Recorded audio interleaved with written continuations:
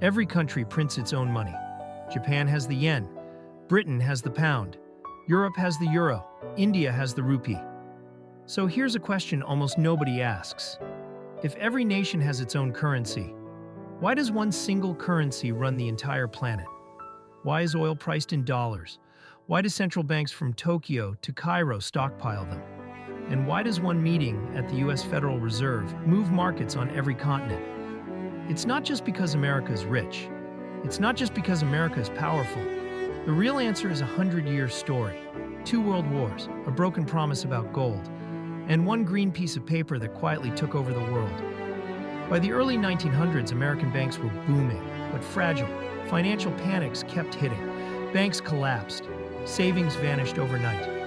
So in December 1913, the U.S. built something new, the Federal Reserve, America's first real central bank. Its job, keep money flowing and stop the panics. But even then, the dollar was just American. The world didn't run on it, not yet. That changed 1 year later. In 1914, World War I tore Europe apart.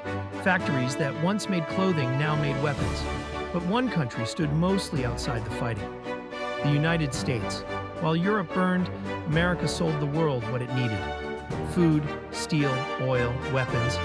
And the payment came in the one thing everyone still trusted: gold.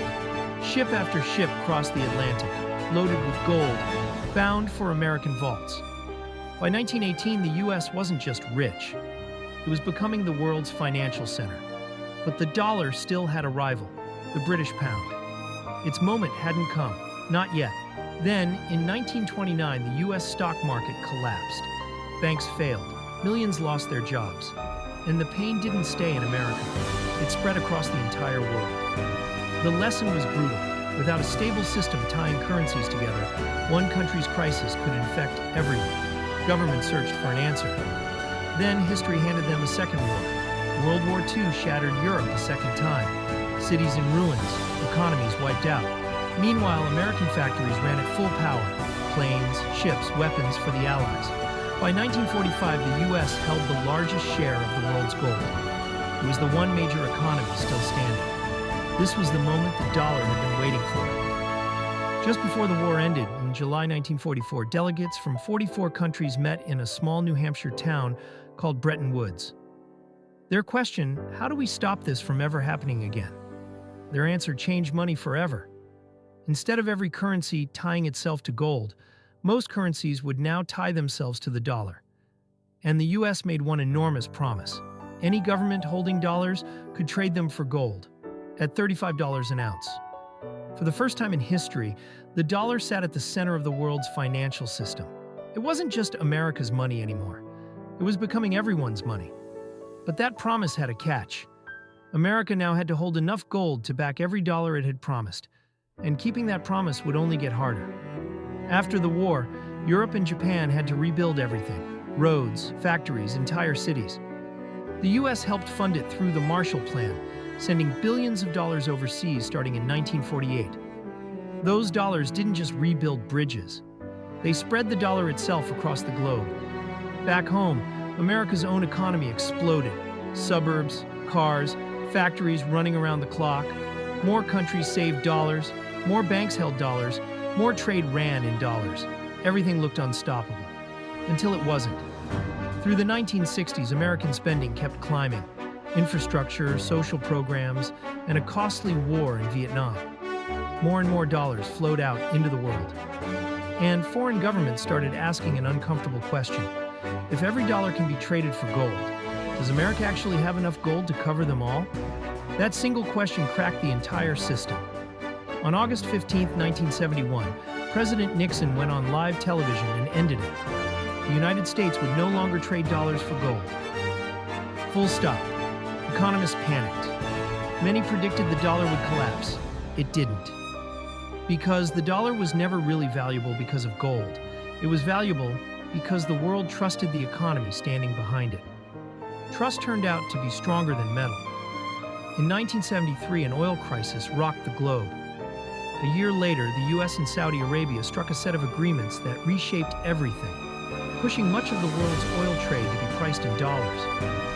Think about that. Every country needs energy. And now, to buy oil, they first needed dollars. So governments stockpiled them, banks held them, businesses demanded them. This became known as the petrodollar system, not because anyone was forced into it, because the dollar was simply the most useful currency on Earth. Through the 80s and 90s, global trade exploded, and one currency connected almost all of it. The more people used the dollar, the more useful it became. Economists call this a network effect. The same reason almost everyone ends up on the same messaging app. In 1999, Europe launched a real challenger, the euro, a massive economy, stable governments, millions of users overnight. Many experts thought it might finally dethrone the dollar. It didn't, because becoming the world's currency takes more than a big economy. It takes decades of trust you can't build overnight. Then came 2008, the worst financial crisis since the Great Depression. And this one started in America. So where did the world run for safety? Straight back into the US dollar and US Treasury bonds. Even a crisis born in America couldn't shake the world's faith in its currency. That's how deep the trust had become. Fast forward to 2022. After Russia invaded Ukraine, Western nations froze a huge share of its dollar reserves. And suddenly, governments everywhere asked the same nervous question. Could that happen to us? China pushed the yuan into more trade deals. India experimented with local currency settlements. BRICS nations openly debated cutting dollar dependence. De-dollarization became a headline word, but here's what most headlines skip. Using another currency for a handful of trade deals is nothing like replacing the world's reserve currency. Could China actually take the crown? It has the manufacturing power, the trade relationships, the economic size. But being the world's reserve currency takes something China hasn't built yet: total trust, and financial markets open enough for any government to move money in and out freely, any day. That kind of trust takes generations, not announcements. And here's the number that tells the real story right now. Even today, the US dollar still makes up more than half of every dollar sitting in the central bank reserves worldwide, more than the euro, yuan, yen, and pound combined. So here's the lesson hiding underneath all of this. This was never really a story about paper. A dollar bill costs a few cents to print. People accept it only because they believe someone else will accept it tomorrow. That belief is the entire foundation of the global economy. History has a pattern. Empires rise, currencies rise with them, and eventually both fall. Before the dollar, it was the British pound. No currency rules forever. So the next time you hold a dollar bill, remember what you're actually holding. Not paper. Trust. And trust, it turns out, might be the most powerful currency of all.